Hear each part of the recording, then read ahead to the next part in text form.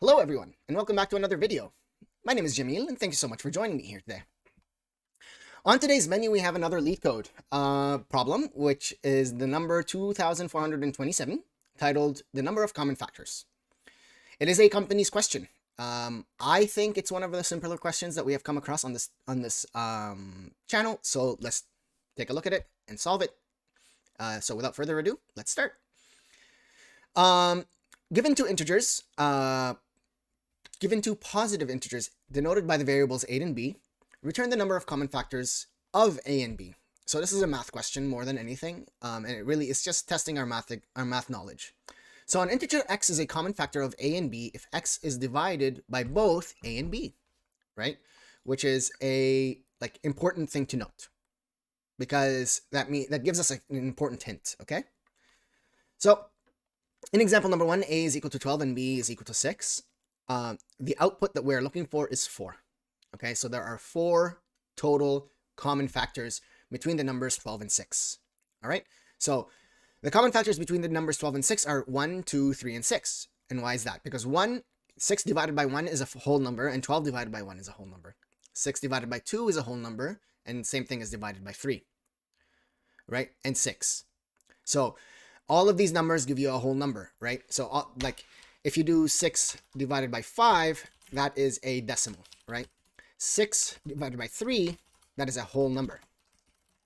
And so anytime you divide a number by a common factor, it should give you a whole number, right? 12 divided by 6 is also a whole number, right? 12 divided by 3 is a whole number. And so since 3 goes into both 6 and 12, it is a common factor. And that is the question that it is asking us. What common factors are there, and how many of them are there in total? Okay? So we don't have to report back on which common factors exist, just the total number of the common factors. Perfect. Cool. So with that in mind, let's take a look at the question and let's start building out our parameters. Okay? So what are we being passed? We are going to be passed 2 numbers. Okay? Both numbers will have common factors, at least of the number 1, right? A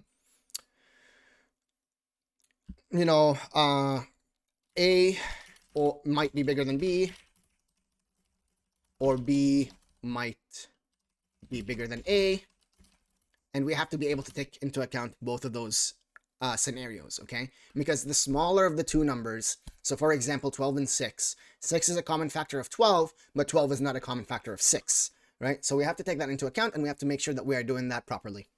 Cool. So without us really going too much further into what the parameters are like, because I don't believe we are not going to be passed any strings, so it's not like we're going to be passed the 6 as SIX and then we have to convert it to the number. We also are not being passed an array. Okay, we are only being passed 2 positive integers, 2 positive numbers. Okay, and they're whole numbers so that we can find common factors, right? Which means that we will also not be seeing any numbers with decimals. They will always be whole numbers. Okay? Positive integers. And what are we returning? Return the total number of common factors between the 2 passed parameters.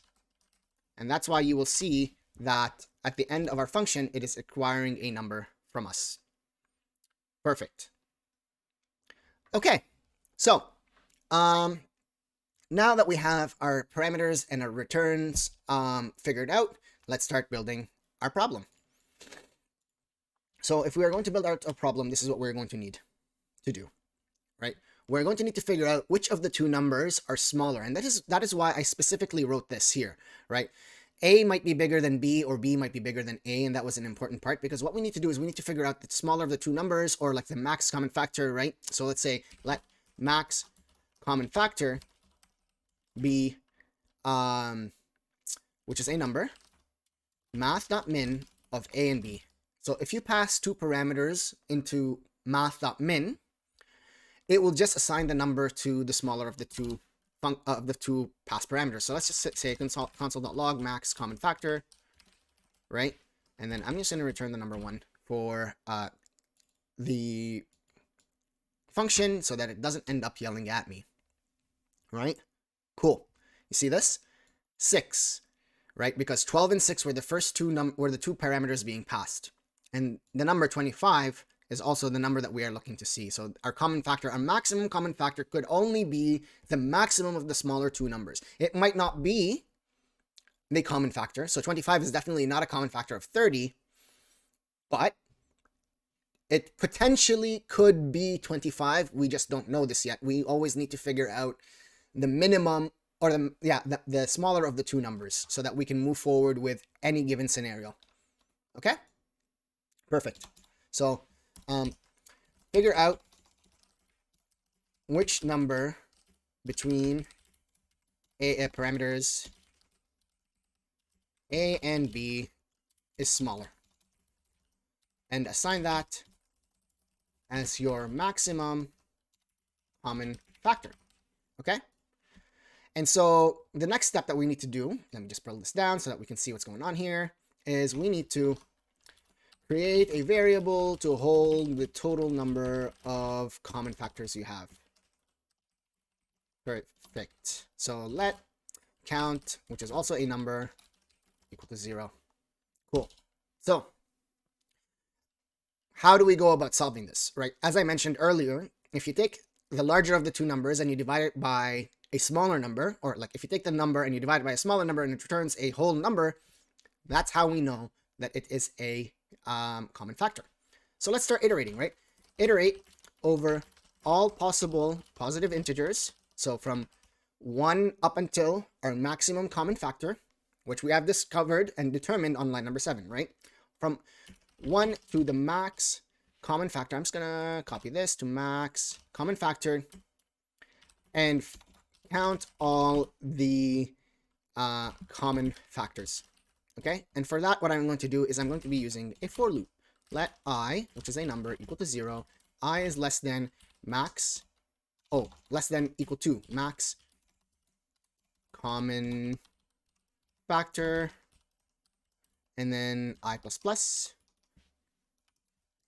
But what is wrong here, right?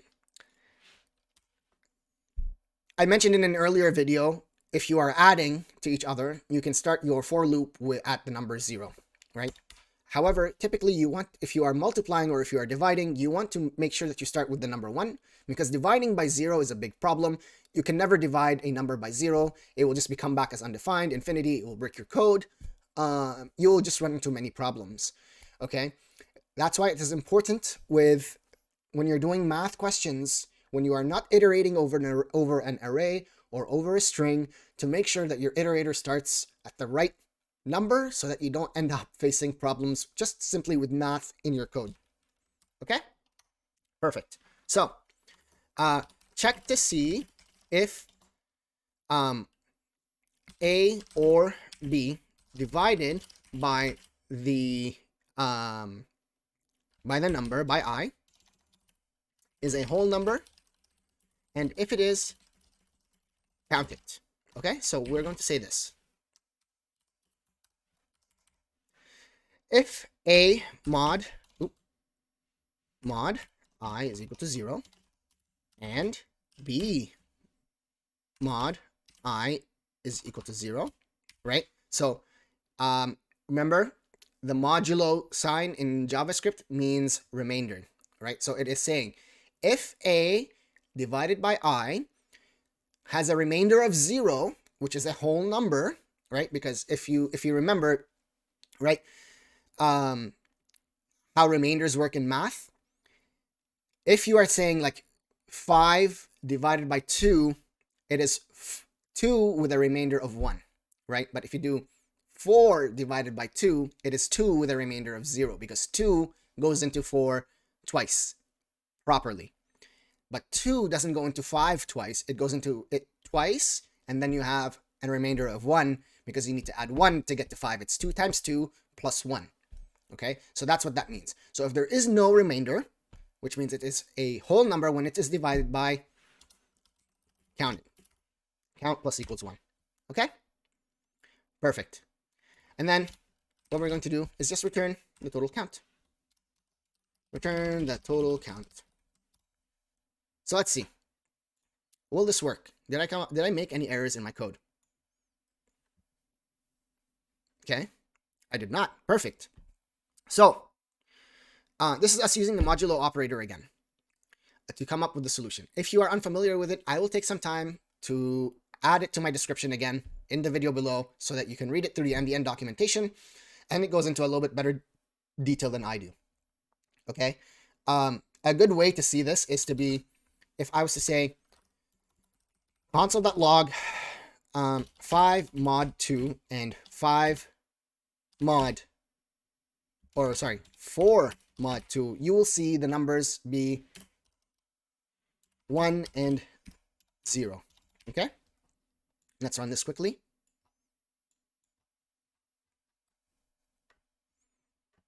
Right? Look at this. 1 and 0. Right? Because 2 times 2 is equal to 4. You add 1, which is the remainder. And that's what the modulo answer will be. Right? So when we say a mod I,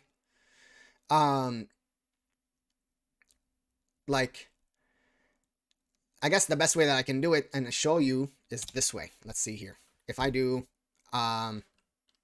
console.log, we'll say A, we'll say B, and then we'll say I, and then we'll do A mod I and B mod I. Okay? And take a look at this.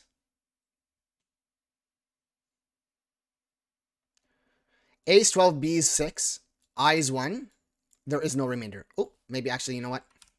We'll do this outside of the if condition so that you can see every iteration. All right, because this will only trigger when there is a remainder, when both of them pass the check. So look at this. When I is 1, 12 and 6, both remainders are 0. Both remainders are 0.